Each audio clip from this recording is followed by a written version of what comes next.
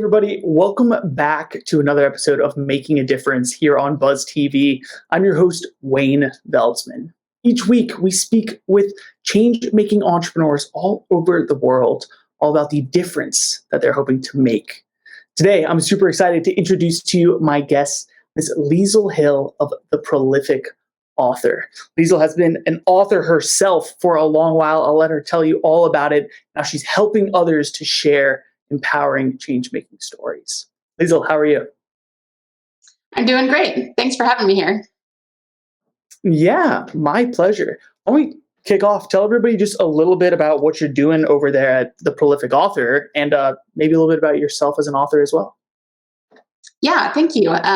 So I have been a fiction author or novelist for about 10 years. I love stories. I love telling stories. I love everything about them. For me, they were always kind of a safe place to go. And I think that's how a lot of people feel about fiction.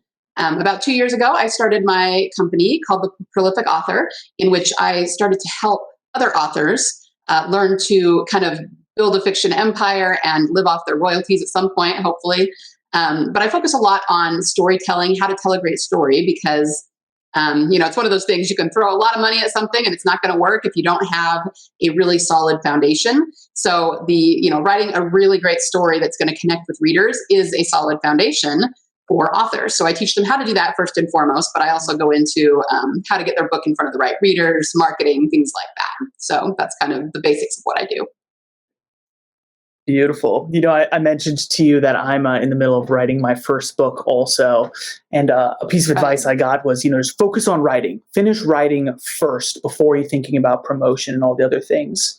But you're saying, you can't just focus on writing. It has to be a well-written story. What maybe some tips on how you can simply focus on writing the well-written story while you're focusing on just getting the writing done also?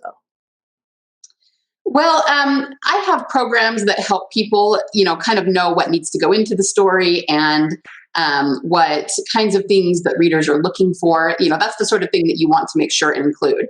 But all of that said, I don't think that there is anything wrong with saying get your first draft written, especially if you're a first-time author. Just being able to finish the first book is kind of a big hill to get over for a lot of people. So I think there's a lot of value in saying, just get it written, just get it written. But the thing is about that is that it tends to take a really long time, and then you have a lot of revisions to do. And again, nothing wrong with that. But once, you have authors who want to write books for a living, they basically have to find a more efficient way to get their books written. And so then they start looking at what they can plan ahead, making sure that all of the correct elements are in there so that readers will be hooked and come back to them again and again, because readers just know that they know how to tell a great story, that sort of thing. So I think it is about finishing your first draft, especially of your first book. And then after that, it's about being open to learning more story craft and becoming more efficient in your writing. Very nice, man. And there's so much more that goes into it than people think.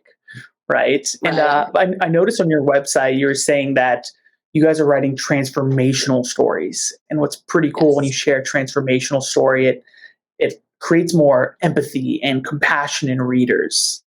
Will you tell us a little bit more about that? Yeah, absolutely. So all human beings are wired to absorb story in the same way. And our brains look for patterns. And of course, we, kind of relate to stories on an emotional level. That's what it's all about.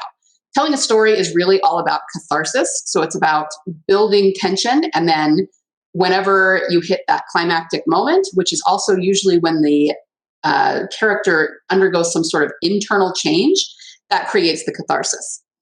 So studies have been shown that people who absorb fiction, whether it's in book format or some other format, have actually greater empathy and greater compassion for other people.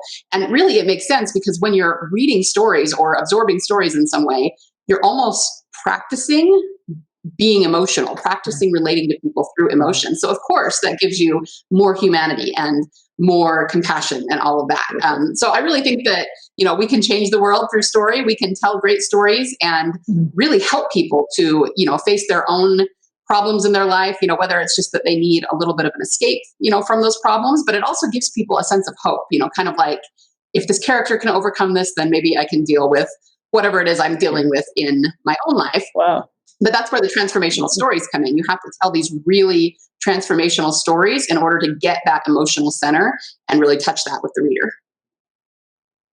Amazing. Wow. Practicing emotion almost, or practicing empathy while you're reading, right? And the same thing, like you're getting inspired by this character overcoming this Yeah. transformation. Pretty amazing.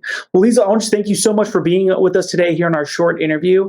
There's no doubt in my mind that you're making a big difference in this world. Thank you so much for sharing with us. Yeah. Thank you so much for having me. This was fun.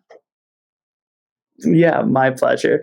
And to everybody else out there, thank you for tuning in today. If you want to learn more about Liesel, visit us over at iwantabuzz.com. And until next time, I'm Wayne Veldsman. We'll talk to you soon.